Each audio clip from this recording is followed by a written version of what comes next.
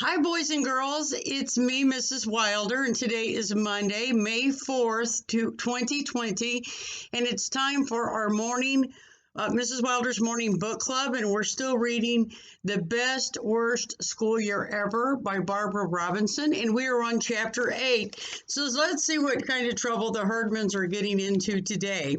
All right, chapter 8. 2 or 3 times a year, all the Herdmans would be absent at the same time, and it was like a vacation. You knew you wouldn't get killed at recess. You knew you wouldn't have to hand over your lunch, and you wouldn't have to hide your money if you had any. We even had easy lessons when they were absent. Boomer Malone said the teachers did that on purpose to give us all time to heal and get our strength back. But my mother said it was probably the teachers who had to get their strength back. Nobody knew why they were absent. Nobody cared. They didn't have to bring a note from home either, like everyone else, to say what was the matter. Why bother, the school nurse told my mother. They would write it themselves. No one could read it, and it would be a lie. Besides, if they ever did have something contagious, they wouldn't stay home. They'd come here and breathe on everybody. You never knew when they would be absent either, but nobody thought this made any difference till they were all absent on a fire drill day, and our school won the fire department speed and safety award. I can't believe this improvement, the fire chief said. Last time it took you 34 minutes to vacate the building. What happened? You know what happened, Mr. Crabtree said. We lost half the kindergarten. Ollie Herdman led them out a basement door and took them all downtown. What happened this time? Nothing happened this time, Mr. Crabtree said, because Ollie isn't here. Neither is Ralph or Imogene or Leroy or Claude or Gladys. Where are they? They're all absent, Mr. Crabtree said. The chief sighed. I thought maybe they moved away. Oh, well. He sighed again and said in that case he'd better get back to the firehouse and be ready for anything. Everyone was pretty excited about the Speed and Safety Award because we had never won anything before and probably would never again till the last Herdman was gone from Woodrow Wilson School. So far, though, we could only be excited about the honor of it because we wouldn't get the actual award till Fire Prevention Day. There was a Fire Prevention Day every year, but all we ever got were Smokey the Bear stickers, so this was a big step up. There would be a special assembly with the fire chief and the mayor there, and the newspaper would send someone to take pictures and interview kids about fire prevention. Of course, fire prevention was the last thing the Herdmans knew anything about, except to be against it, I guess, so you had to hope the reporter wouldn't pick one of them to interview. You had to hope they wouldn't show up for this big event wearing beer advertisement t-shirts. You had to hope they wouldn't show up. Maybe they won't, Charlie said. Maybe they don't even know we won the award. It's true that the Herdmans didn't know much if you count things like who invented the telephone, but they always knew what was going on around them, which in this case was plenty. There were signs and posters and fires and firemen everywhere. All the blackboards said, Woodrow Wilson Elementary School Speed and Safety Winner. Kids were making bookmarks and placemats and writing poems and stories about our big accomplishment. We didn't even have hot dogs and hamburgers at lunch.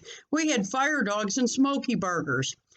How could the Herdmans miss all this? They didn't. Somebody in the second grade brought in this great big stuffed bear, and they stood it up in the hall with the sign around its neck. Smokey says congratulations to the Woodrow Wilson School, and the very next day, there was the bear with its paws full of matches and cigarette lighters, firecrackers in its lap, and a half-smoked cigar sticking out of its mouth. Smokey, the firebug bear. Oh, that is disgusting, Alice said. What if someone reports it to the fire department? We might not even get the award. As usual, they're going to mess everything up and ruin the whole assembly, hitting people and tripping people and folding little kids up in the seats. I guess Mr. Crabtree came in the back door that day and didn't know what had happened to the bear because the first announcement was all about the outstanding fire prevention display by the second grade. I want every student to stop by the second grade room and see our very own Smokey the Bear, he said. And let's be sure to thank those second graders for this. Then there were some whispers and a whip sound as somebody put a hand over the microphone, but you could still hear voices and a few words. Matches? Horrible wet cigar? Get rid of that bear. Then the secretary, Mrs. Parker, got on and stuffed some papers, shuffled some papers, and cleared her throat, and said that Mr. Crabtree had been called away suddenly, and she would finish the announcements. Picture money was due by Friday.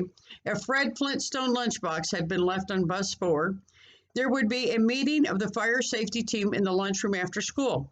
Right away, Alice wrote this down on a piece of paper as if she had so many important engagements that she had to write them all down. Imogene poked me. What's the fire safety team? It's for the assembly, I said. It's some kids who are going to demonstrate what to do in case of a fire. Imogene shrugged. Throw water on it and get out of the way. Then she squinched up her eyes. What kids? Who's on the team? I was going to say I don't know or who cares, something so loose that Imogene wouldn't want to waste her time, but as usual, Alice had to blow her own horn.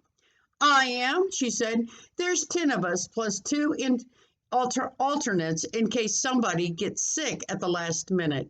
It's not unusual for people to get sick at the last minute if they're mixed up with the Herdmans. So that got Imogene's attention, but it wasn't enough to hold her attention till Alice said, we're going to have T-shirts that say Fire Safety Team Woodrow Wilson School, so we'll all look alike in the picture. I didn't even bother to say, shut up, Alice. It was too late. You could tell that Imogene was already seeing herself in the fire safety T-shirt and in the picture, and there was only one thing that you didn't know for sure. Who, besides the 2 alternates, was going to get sick at the last minute? Naturally, Imogene wasn't the only herdman who showed up in the lunchroom after school. They were all there, slouching around, ready for action, draped over the table, scraping gum from underneath the benches, chewing it, and this was old gum, shiny with germs and hard enough to tear your teeth out. There was at least one kid from every grade on the fire safety team, and they all had one eye on the herdmans, so Mr. Crabtree couldn't just ignore them, which is probably what he wanted to do. School's over, Ralph, Mr. Crabtree said. Imogene, Ollie, unless you people have some reason to be here, it's time to go home. We're just having a meeting. We came to sign up, Ralph said. Sign up for what? This is the fire safety team. Right, Leroy said. That. We want to sign up for that. It was on the announcements, Gladys put in, about the meeting after school. Mr. Crabtree opened his mouth, and then he shut it again, because there wasn't anything he could do about this. He had made it a major rule that anybody in the Woodrow Wilson School could sign up for anything they wanted to, no exceptions, and he had made another rule that everybody had to sign up for something whether they wanted to or not.